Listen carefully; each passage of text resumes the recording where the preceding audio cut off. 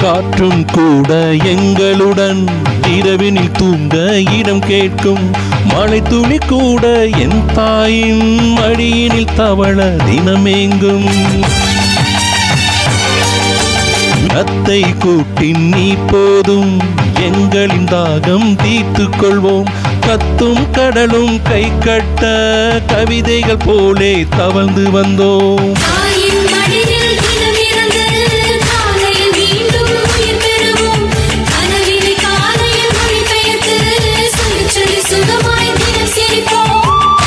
ஐந்தெழுத்து புதுமொழியை அறிய வைத்தார் என் அன்னை.